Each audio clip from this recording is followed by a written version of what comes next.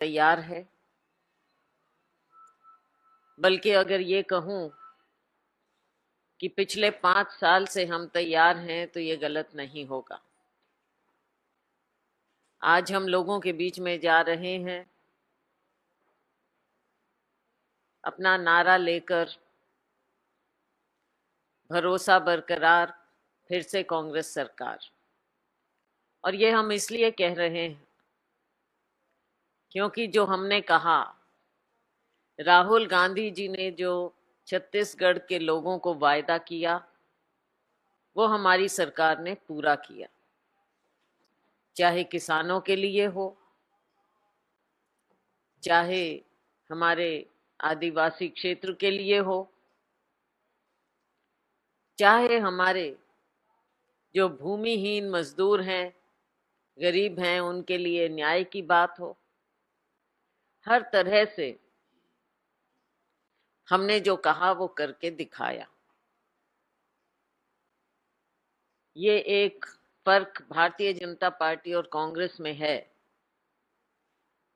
कि कांग्रेस पार्टी ने कभी झूठ की राजनीति नहीं की। राहुल गांधी जी जो कहते हैं वो हमारी पार्टी करती। माननीय प्रधानमंत्री जी जुमलेबाजी के अलावा कुछ नहीं देते हैं। आप याद कर लीजिए 15 लाख की बात। और आज के दिन भी छत्तीसगढ़ में जब माननीय प्रधानमंत्री जी गए, बस्तर इलाके में गए, नगर नार की बात आई तो उनसे पूछा गया, वहां के लोगों ने उनसे वायदा मांगा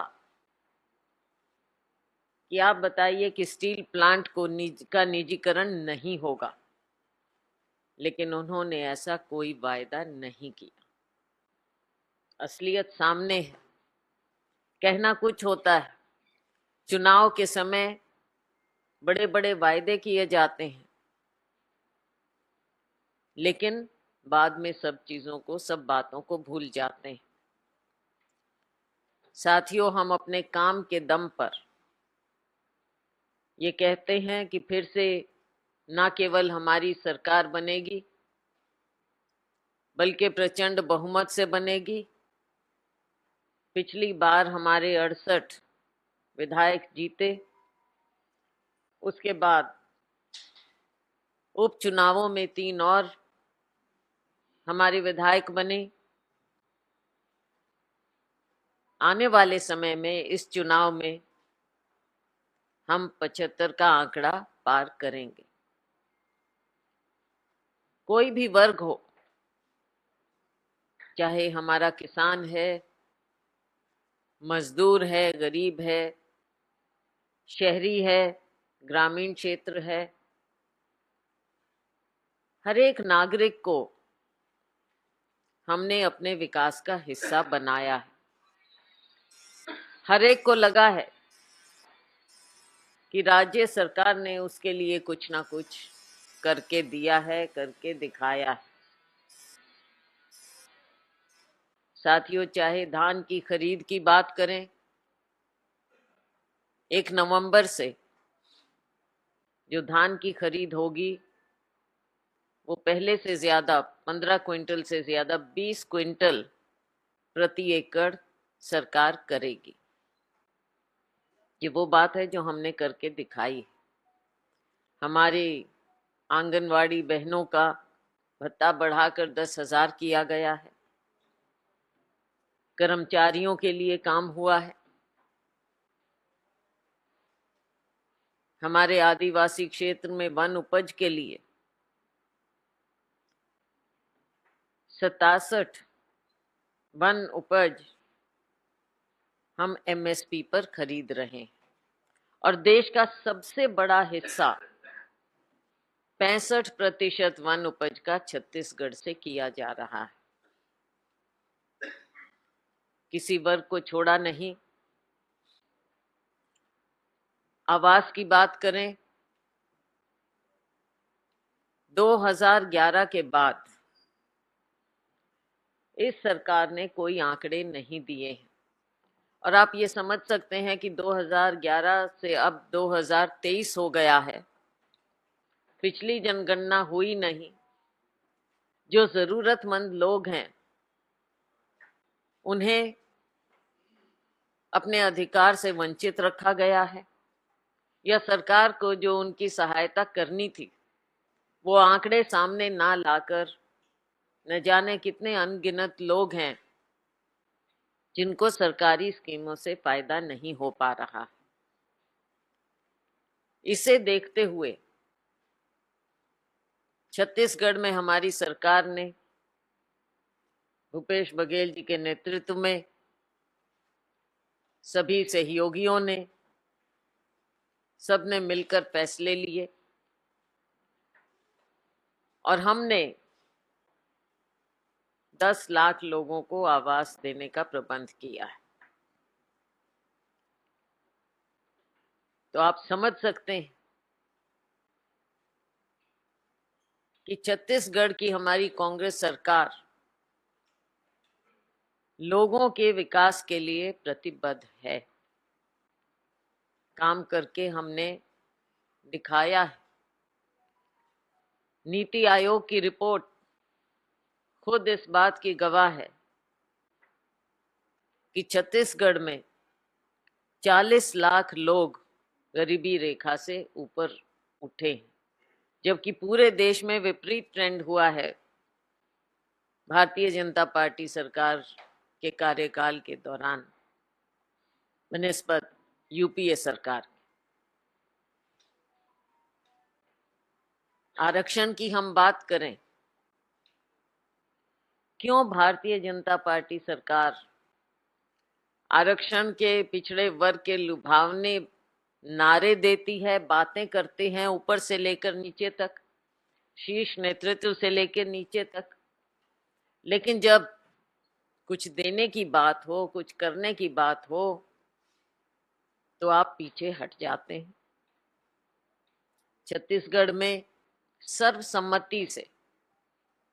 सर्वसम्मति से विधेयक पारित किया गया जिसमें 76% आरक्षण हमने विभिन्न वर्गों को दिया, और ये सर्वसम्मति से हुआ, जिसमें भाजपा की भी हिस्सेदारी थी उसको पारित करने में। और खुद माननीय राज्यपाल महोदया ने कहा था कि आप पारित करिए और उसको हम कानून बनाने में देर नहीं लगाएंगे, हस्ताक्षर करने में मैं देर नहीं लगाऊंगी। और आपने देखा क्या हुआ, उनका हस्ताक्षर करना तो दूर, माननीय राज्यपाल को ही वहां से बदल दिया गया। और आज भी वो लंबित है विधेयक जो सर्वसम्मति से पास हुआ, जिसमें अनुसूचित जाति और जनजाति के तो जनगणना के आधार पर आरक्षण मिल रहा था, लेकिन हमने ओबीसी का डेटा कलेक्ट किया आयोग के माध्यम से, और उसके तहत 27% हम ओबीसी को आरक्षण दे रहे थे, 32% अनुसूचित जनजाति को, 13% अनुसूचित जाति को, और 4% जो इकोनॉमिकली वीकर सेक्शन है, कमजोर वर्ग। लेकिन इसको भारतीय जनता पार्टी लागू नहीं होने दे रही। ये नहीं चाहते कि जिन लोगों को विकास में हिस्सा देना चाहिए उन्हें मिले। केवल बड़ी बड़ी बातें की जाती हैं, फायदा दिया जाता है तो अपने चंद साथियों को। हमने 2.25 लाख करोड़ के करीब पैसा अपने इन वर्गों में बांटा है जो जरूरतमंद वर्ग है हमारी सरकार ने छत्तीसगढ़ में। लेकिन केंद्र सरकार इसमें हिस्सेदारी नहीं देना चाहती। धान की भी अगर हम बात करें तो जाकर वहां पर, अब आप मीडिया के लोग हैं, आप सब समझते हैं, जब शीर्ष नेतृत्व कुछ बात करता है तो उस पर विश्वास करना चाहिए, क्योंकि उम्मीद करते हैं हम कि वो तो सच ही बोलेंगे। परंतु वहां जाकर खुद माननीय प्रधानमंत्री जी अगर ये कहें कि केंद्र सरकार कर रही है खरीद, तो एक ही सवाल है कि फिर इतने पैसे 2640 रुपया अगर आप खरीद के दे रहे हैं तो फिर गुजरात में क्यों नहीं, उत्तर प्रदेश में क्यों नहीं, वहां पर क्यों 1100 रुपया? इस तरह से जब लोगों को बरगलाने की बात करते हैं तो लोगों का विश्वास उठता है, भरोसा उठता है। और यही कारण है कि छत्तीसगढ़ के लोगों को हम पर भरोसा है और हमें छत्तीसगढ़ के लोगों पर भरोसा है। आने वाला समय बताएगा। शीघ्र ही हम अपने उम्मीदवारों की सूची जारी करेंगे। हमारी प्रक्रिया एक सिस्टम से, एक हिसाब से होती है। पीईसी की बैठक, स्क्रीनिंग कमेटी की बैठक, उसके बाद सेंट्रल इलेक्शन कमेटी की बैठक, लगातार हमारी इन कमेटियों की बैठकें हो रही हैं। कल भी हुई और अब अगले 2-4 दिनों में हम अपनी लिस्ट निकालेंगे। बहुत बहुत धन्यवाद। जी हैं? केवल इस इशू कौन पर, सा इशू? छत्तीसगढ़ सिर्फ छत्तीसगढ़ से छत्तीसगढ़ संबंधित सवाल होना चुनाव। चाहिए, उसके अलग कोई सवाल नहीं। राहुल गांधी कोई सवाल नहीं लेंगे, बाद में देखेंगे। तो मैं अभी एक तो ये इस इशू से संबंधित है जो आप जिस पे संबोधित करें। मैं भारतीय जनता पार्टी की लिस्ट राजस्थान के लिए, मध्य प्रदेश के लिए आ गई और काफी पहले आ गई। मुझे याद है कि जब मीटिंग्स कर रहे थे राहुल गांधी, तब उन्होंने कहा था कि सितंबर के पहले हफ्ते में हम विधानसभा के करेंगे। तो क्या वजह है कि आपकी पार्टी किसी भी राज्य में एक भी नाम अब तक फाइनल नहीं कर पाई और नहीं उसे सार्वजनिक कर पाई? पहला सवाल। दूसरा सवाल मैं एक छोटा सा है, बाद में उत्तर दे दीजिएगा। सवाल यह है कि राहुल गांधी ने कल अपने भाषण में कहा था कि प्रधानमंत्री से कोई सवाल पूछो तो कभी पाकिस्तान की बात करेंगे, कभी अफगानिस्तान की बात करेंगे, कभी साउथ इंडिया की बात करेंगे। उस पर बीजेपी कह रही है कि राहुल गांधी एविल हैं, डाफ्ट हैं। देखिए, पहले मैं दूसरे का जवाब दे दूं। जिस प्रकार की भाषा का प्रयोग आप आज के दिन देख रहे हैं, अगर सीधा इनसे सवाल पूछा जाए, ये निम्न स्तर पर आ जाते हैं। कभी पब्लिक डिस्कोर्स में इस प्रकार की भाषा का प्रयोग हुआ नहीं है, ना हमारे देश की संस्कृति है। जब इनके पास जवाब नहीं होता तो ये व्यक्तिगत इंसल्ट्स पर आ जाते हैं। ये इनकी छोटी सोच को दिखाता है, ऊपर से नीचे, शीर्ष नेतृत्व से लेकर नीचे तक। चाहे आपके मीडिया में हम देखें या बाहर देखें, जिस प्रकार की भाषा का ये प्रयोग करते हैं, ये भूल जाते हैं कि देश ने इनके ऊपर कोई जिम्मेवारी दी है और ये उस जिम्मेवारी को, हमारी भारत की संस्कृति को निभाना नहीं जानते हैं। समय पर इन्हें पता चलेगा। और राहुल गांधी जी जिस प्रकार से उन्होंने यात्रा की, भारत जोड़ो यात्रा, देश भर को जोड़ा, ये बता दें इनके कोई नेता हैं जो जमीन पर उतरकर हमारे आम नागरिक के साथ, उनके साथ बैठकर उनके दुख दर्द को सुनते हैं? और आम नागरिक की भी बात भूल जाइए, आप मुझे ये बता दीजिए कि क्या प्रेस के सामने ये कभी आए हैं? क्या आपके किसी सवाल का जवाब इन्हें मिला है, आपको मिला है? क्या माननीय प्रधानमंत्री जी कभी आपसे रूबरू हुए हैं? क्या कारण है? ये एक लोकतांत्रिक देश है और लोकतांत्रिक देश में प्रेस का एक बहुत अहम रोल होता है, मीडिया का अहम रोल होता है। और ये आपको दिन प्रतिदिन महसूस हो रहा होगा कि प्रेस की, मीडिया की इस देश में इन्हें कोई ज़रूरत नहीं महसूस होती। रही बात पहली, जो आपने लिस्टों की बात कही, मैं छत्तीसगढ़ के संदर्भ में जवाब दे सकती हूँ आपको कि हमारे स्थानीय नेताओं ने ही और हम सबको महसूस हुआ कि हम अभी अपना कार्य करते रहें और लिस्ट हम ले आएंगे, हमें मालूम है, हम स्थिति भी देख रहे, तो उसके हिसाब से हमारे ही एडवाइस पर ये फैसला लिया गया कि हम इसको समय देखते हम करेंगे। हेलो अच्छा, माइक है, आप फिर ले। हाँ जी मैम, मेरा सवाल ये है कि कहते हैं कि छत्तीसगढ़ धान का कटोरा है और छत्तीसगढ़ की जो सत्ता की चाबी है वो धान के माध्यम से ही निकलती है। पिछली सरकारें आई, धान खरीदी को लेकर वादा करके ही वो सत्ता में आई। आपने कहा कि धान खरीदी सबसे ज्यादा छत्तीसगढ़ के भीतर किया जा रहा है, 2640 रुपये प्रति कुंटल दिया जा रहा है। आने वाले वक्त में क्या ये ऐलान आप लोग और ज्यादा बढ़ाने वाले हैं? और भारतीय जनता पार्टी कह रही है कि धान खरीदी नहीं है बल्कि ये छलावा है किसानों के साथ, क्या कहेंगी, क्या पहले प्रतिक्रिया? ये बताएं छलावा किस तरह से है।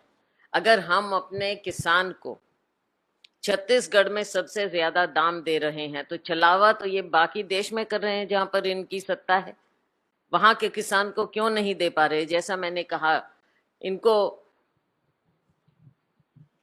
गुजरात है, नहीं मैं ढूंढ रही हूँ इनकी सरकारें कहाँ हैं अब पूरे देश में, यूपी है, जहां भी इनकी सरकार है वहां पर क्या इन्होंने वहां के किसान के साथ छलावा नहीं किया? क्या वहां के किसान को ये जवाब दे पाएंगे कि छत्तीसगढ़ में किसान को इतना दाम क्यों मिल रहा है और वहां पर इतना कम क्यों मिल रहा है? तो छलावा तो ये कर रहे हैं इन राज्यों के किसानों के साथ। और हमने अभी पहले 15 क्विंटल प्रति एकड़ हम खरीद कर रहे थे, 1 नवंबर से हम 20 क्विंटल प्रति एकड़ करेंगे।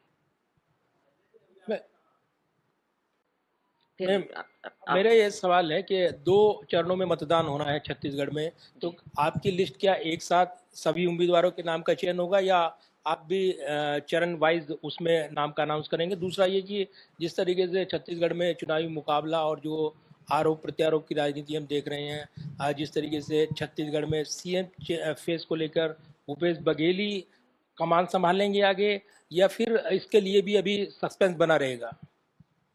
नहीं नहीं, इसको आप जिस तरह से पेश कर रहे हैं ऐसी स्थिति नहीं है। और आप कांग्रेस पार्टी को जानते हैं, हमारा एक सिस्टम रहा है हमेशा से, जब हमारी सत्ता होती है तो इलेक्शन को लीड जो 5 साल सत्ता में रहे होते हैं वो लीड करते हैं। तो आज के दिन वो हमारे मुख्यमंत्री हैं, वो लीड कर रहे हैं। और जैसा हमेशा हर जगह होता है, चुनाव के बाद हाईकमांड फैसला करता है। शैलजा जी, अभी आपने कहा था कि छत्तीसगढ़ में माहौल कांग्रेस के पक्ष में है। उम्मीदवारों की बात जो आपने कही, अब ये देखा जाएगा कि सेंट्रल इलेक्शन कमेटी हमारी लिस्ट कब कैसे निकालती। शैलजा जी, अभी आपने कहा था कि छत्तीसगढ़ में सरकार फिर से बनेगी, पिछली बार 68 जीते थे, इस बार 75 जीतेंगे। तो अगर इतनी ही अच्छी पोजीशन कांग्रेस की है तो फिर ये क्यों चर्चा चल रही लगातार कि भाई 20 के आसपास विधायकों के टिकट कटेंगे? दूसरी तो क्या वजह है कि अगर सरकार ने काम बहुत अच्छे किए हैं, सरकार के पक्ष में माहौल है, तो फिर सिटिंग विधायकों के टिकट काट इतने बड़ी संख्या में क्या लॉजिक है? सरकार ने अपनी नीतियों से लोगों के बीच में काम किया है और उनका भरोसा जीता है हमने, और निसंदेह हमारी सरकार बनेगी। और जैसा मैंने कहा, पिछली बार से ज्यादा अच्छे बहुमत से जीतेंगे क्योंकि हमने काम करके दिखाया है। रही बात टिकटों की और इंडिविजुअल कैंडिडेट्स की, वो तो हर कैंडिडेट का परफॉर्मेंस देखा जाता है, नीचे हम लोगों की आवाज़ सुनते हैं और उसी बात पर आकलन किया जाता है, हर सीट को देखकर फिर उसका फैसला किया जाता है। मैम मैम जातीय जनगणना को लेकर प्रियंका गांधी ने छत्तीसगढ़ में कहा था कि हम कराएंगे। राहुल गांधी भी ऐसा ही कह रहे हैं कि हम लोग सरकार में आएंगे तो कराएंगे अलग अलग राज्यों में। लेकिन मध्य प्रदेश के प्रदेश अध्यक्ष हैं भाजपा के वीडी शर्मा आरोप लगाते हैं कि कांग्रेस के डीएनए में कांग्रेस में डीएनए अंग्रेजों का है, वो फूट डालो राज करते हैं, फूट डालो और राज करो। इसी तरह से वहां के गृह मंत्री कहते हैं कि राहुल गांधी हिंदुओं को बांट रहे हैं। बात हिंदुओं की नहीं है, इस देश में हिंदू रहे, हिंदू हैं, हिंदू रहेंगे, तो उसमें तो कोई बात है नहीं बांटने की। लेकिन ये बात जरूर है कि इन लोगों ने हमेशा हिंदुओं को ही नहीं देश को बांटने की बात की। समाज को बांटने की बात की। हम ये कहते हैं कि जो समाज में वंचित वर्ग है, जिसको विकास का हिस्सा मिलना चाहिए, जो डिजर्विंग लोग हैं, उन तक फायदा पहुंचे, और फायदा तब तक नहीं पहुंचेगा जब तक हमारे पास आंकड़े नहीं हो। ये बेसिक बात है। और ये चाहे प्लानिंग कमीशन है, चाहे कोई कोर्ट है, जहां भी हम जब जाते हैं वो कहते हैं पहले आंकड़े लेकर आइए। और ये सरकार आंकड़े लाना नहीं चाहती। हमने जनगणना की 2011 में, इनको वो पब्लिश करनी चाहिए थी, आज तक वो निकाली नहीं है इन्होंने। अगली जनगणना की नहीं। आगे की बात कब क्या होगी, क्या इन पर आप भरोसा कर सकते हैं? आंकड़ों को छिपाना ही इनका काम है। हर तरह से इन्होंने आंकड़े छिपाए हैं। चाहे कोरोना का समय था तब आंकड़े छिपाए। अब इनकी कोशिश है कि इनका एजेंडा बिखर जाएगा अगर असलियत सामने आ जाएगी। तो हम ये चाहते हैं, हमारी दो बातें हैं कि एक तो असली आंकड़े आने चाहिए। इसके लिए हमारी वर्किंग कमेटी का रेजोल्यूशन भी आपने देखा, कार्य समिति ने प्रस्ताव पारित किया है। और हमने छत्तीसगढ़ में भी कहा है कि जनगणना होगी और हम वो आंकड़े सामने लाएंगे ताकि लोगों को असलियत पता तो चले। आज के दिन आप ढक रहे हैं, कभी हिंदू की बात करते हैं, कभी कुछ बात करते हैं, लेकिन आप उन वर्गों की बात नहीं करते जिन वर्गों को आज के दिन जरूरत है, हैंड होल्डिंग की जरूरत है, या किसी भी प्रकार से डेटा सामने आना चाहिए। वोट तो जरूर जाकर मांगते हैं कि मैं फलाने वर्ग का हूं तो इसलिए मेरे साथ ये किया जा रहा है, मैं फलाने वर्ग का हूं तो ये होना चाहिए। उस समय तो आपको ये नहीं लगता कि आप बांट रहे हैं समाज को, तब क्यों अपने वर्ग की बात करते हैं आप? तब विक्टिम कार्ड प्ले करते हैं। और जो असली हैं, जिन्हें वंचित रखा गया है या सिस्टम जिस तरह से बना है, उनके जब आंकड़े सामने आएंगे तो बल्कि इसकी तो सपोर्ट करनी चाहिए भारतीय जनता पार्टी ने कि हम पहले करें। कांग्रेस पार्टी को क्यों कहना पड़ा जब असलियत सामने आई? और पिछले 9 सालों में आपने देखा कि इन्होंने जो आंकड़े आने चाहिए थी उनको दबाए रखा। तो ये असली नागरिक को, जिसको जरूरत है, उसको वंचित रखना चाहते हैं और धर्म के नाम पर या दूसरी बातों पर राजनीति करना चाहते हैं नमस्कार और देश को बांटना चाहते हैं। 2011 में जनगणना हुई थी, उसमें काफी सरकार थी। बिल्कुल। तब भी जातिगत जनगणना की मांग होती, लेकिन तब आपने बात नहीं मानी थी। तो तब क्या ये जो आप रीजन आप गिना रही हैं जातिगत जनगणना पे, आप कैसे, एक मिनट, आप कैसे कह रहे हैं हमने नहीं मानी, जब हमने करवाई है उस आधार पर? हमने करवाई है हमारी नहीं, आप कैसे कह रहे हैं कि हमने नहीं कराई? हमने कराई है भाई साहब। हमने नहीं की क्या? हमने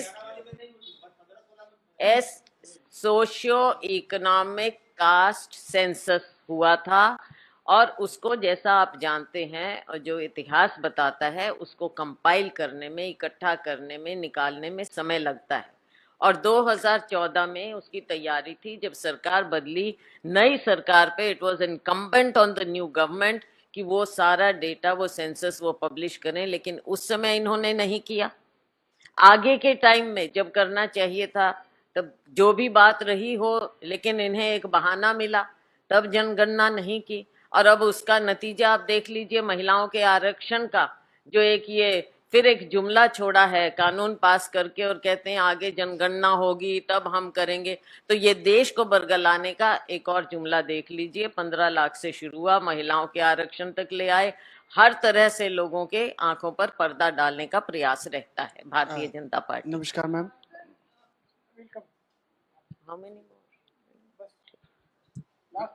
एक लास्ट क्वेश्चन है। बोलिए।